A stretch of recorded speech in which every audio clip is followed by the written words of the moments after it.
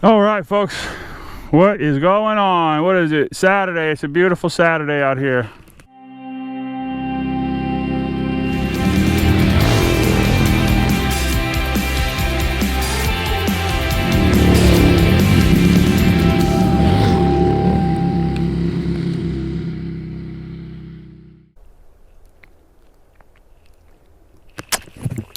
So beautiful. I had to get a drink of water.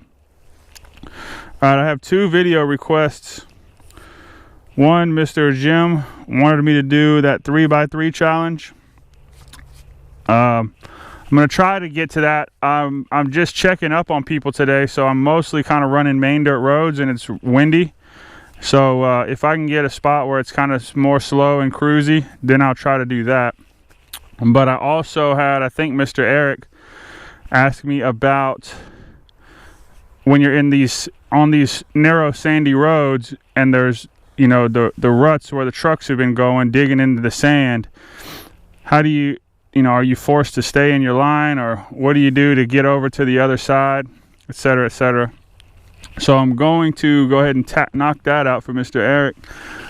I believe right now this is a pretty good little spot, and then head back towards the campsite.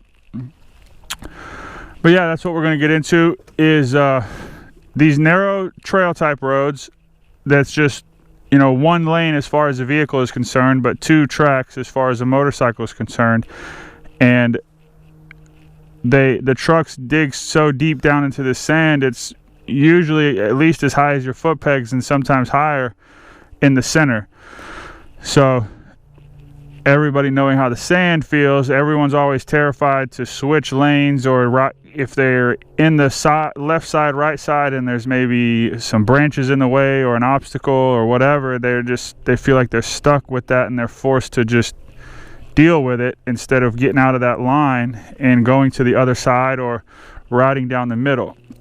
So I'll try to explain what I do while I'm doing it. But basically, when you're coming in the rut, you're just going to kind of want to compress the suspension a little bit and de-weight the bike. As you're de-weighting the bike, a little bit of throttle to even more de-weight the front wheel, and then just go for it. Hop over into the middle, hop over to the left, to the right, whichever one you want to do. So we'll give it a couple of runs here and see what it looks like in real time. Maybe.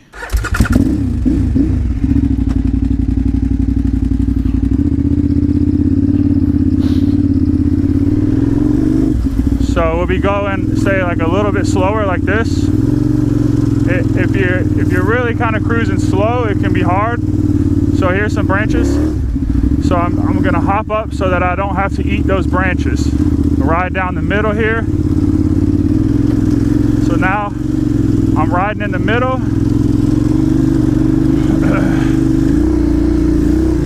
Go over to this right side. Right now I'm kind of going uphill, so I'm going to hold just because this line is clear right now. Back in the middle. It's really nice and kind of a lot easier if you can take those ruts where it's in a corner, so you're kind of already squared up with it. You can pretty much just plow right into that and you know, keep going with it.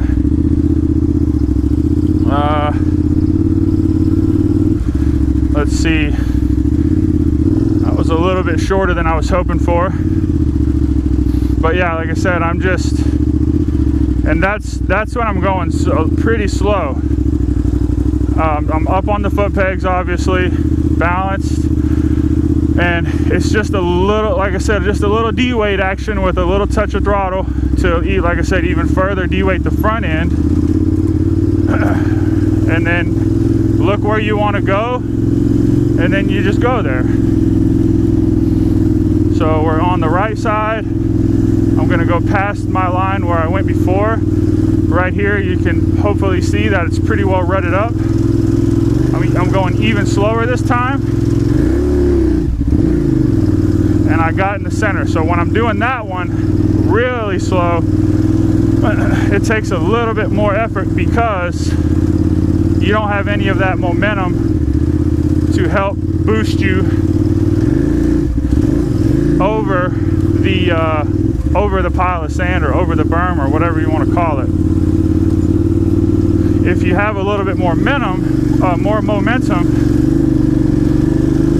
then you can use that in your advantage to where the sand's not really going to be able to bully you around or dictate where you're going as much, because you have that, which it obviously, as you can tell, works just fine when you're going slow.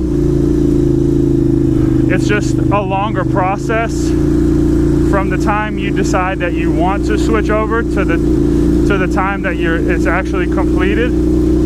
So it feels worse, and that's why I say it kind of takes a little more effort, because you may have to stay in the throttle a touch longer, or you may have to keep your weight transferred a touch longer. Because like I said, the sand doesn't react instantly, so that switch over is just kind of a delay when you're going slow. It's kind of the same thing as whenever you're cruising slow through the sand and it starts to try to pull you one way and you're drifting another way, or you're trying to turn and it's fighting you. It's not that instant reaction, but eventually you turn or you change lanes or whatever the case is that you're trying to do. So once again, as a little recap, which I'm going to try to do this a couple more times today, and if I don't get very good opportunities, I will definitely do it in more videos, especially on some longer sections. Like I said, right now I'm trying to meet up with people, so I don't want to leave them waiting for too long. But anyways, de-weight the bike so that the bike kind of wants to lift up, so that once you introduce it to that berm and that berm starts putting the pressure on it, it just rides up on there, because it's not digging in, because you relieved some pressure and took some weight off of it. And then, like I said, a little bit of throttle on top of that, just to further de-weight the front tire. And then it's a little bit of steering input, but it's almost more of a weight transfer to the direction you're wanting to go. So if I'm in the right lane and I'm wanting to go over to the center or all the way over to the left lane, then I'm going to do that quick little pop of the de-weight, a little bit of blip of a throttle, and I'm going to kind of have my body hung over to that side. So what's going to happen is, once the bike has the weight off of it, and I'm putting that body language into it, it's going to force it over that way, because it's not planted in the ground. You see what I'm saying? So as soon as I de-weight it, that's your time to move, because now you're not plowing through the sand anymore, you're riding up on top. So it's going to respond to those inputs really well. And then, like I said, with the de-weighted action, as soon as that tire starts to claw at the berm, it's just going to lift it right up on there.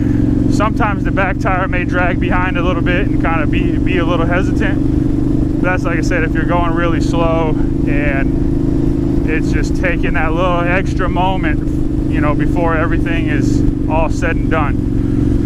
So yeah, it's like a quick little rundown. I'll try to recap that and see if I made any sense. Definitely get at me in the comments or send me a message if you have any questions, or if it sounds like I wasn't making sense and you want me to clarify a little bit.